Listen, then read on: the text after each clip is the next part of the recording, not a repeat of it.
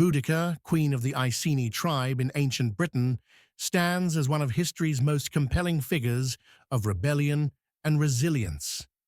Living during the 1st century AD in what is now East Anglia, she led an audacious uprising against the Roman Empire, leaving a legacy that has captured imaginations for centuries. Much of Boudicca's early life is shrouded in mystery. Likely born around AD 30, she grew up as a member of the Iceni tribe, a Celtic group that maintained a tenuous relationship with Rome. After the Romans invaded Britain in AD 43, the Iceni and other tribes were allowed some degree of autonomy if they pledged loyalty to the empire. Boudicca married Prasutagus, the king of the Iceni, who pursued a diplomatic approach, hoping to keep his people safe by cooperating with Rome while maintaining some independence.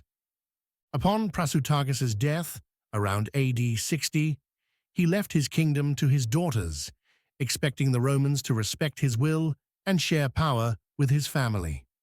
However, the Romans ignored his wishes, annexing Iceni lands outright.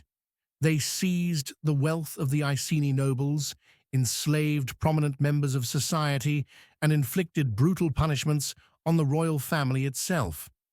In a particularly humiliating display of dominance, Roman soldiers publicly flogged Boudicca and violated her daughters, igniting an unquenchable rage that would soon consume Roman settlements. Outraged and humiliated, Boudicca united with neighboring tribes, including the Trinovantes, who also resented Roman rule. By AD 60 or 61, Boudicca amassed an army of tens of thousands. With ferocity and determination, she launched an assault against the Roman cities, targeting symbols of the empire's authority. The city of Camalodunum, modern Colchester, a major Roman settlement, fell swiftly. The Romans, caught off guard by the scale and intensity of the rebellion, were unprepared to defend their outposts. As Boudicca's forces continued their march, they advanced on Londinium, modern London, a burgeoning Roman hub. The Roman governor, Gaius Suetonius Paulinus, recognized that he could not defend the city and withdrew his troops, leaving the settlement unprotected. Boudicca's army then descended upon Londinium, killing its residents and burning it to the ground. The Iceni and their allies showed no mercy, enraged by years of mistreatment and seeking retribution. Her forces then advanced to Verulamium, modern St. Albans, which met a similar fate. By the end, it is estimated that her forces killed around 70,000 Romans and British collaborators, tearing through settlements in a frenzy of revenge and liberation. At the height of her rebellion, Boudicca faced Suetonius Paulinus in a final, decisive battle. Outnumbered but better organized and equipped, the Romans lured Boudicca's forces into a narrow field that limited their movements. The Roman soldiers, shielded and disciplined, held their ground as the Britons advanced.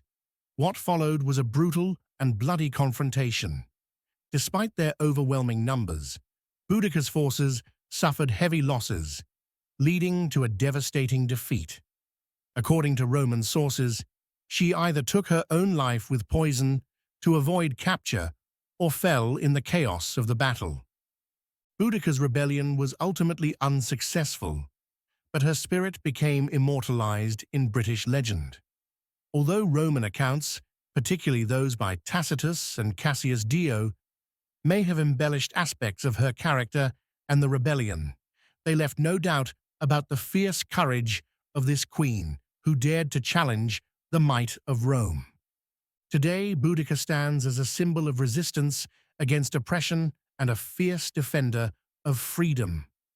A statue of her stands near the British Parliament in London, capturing the enduring admiration for a queen who became a hero to those who value justice, liberty, and defiance in the face of overwhelming odds. Thank you for listening to History Videos 101.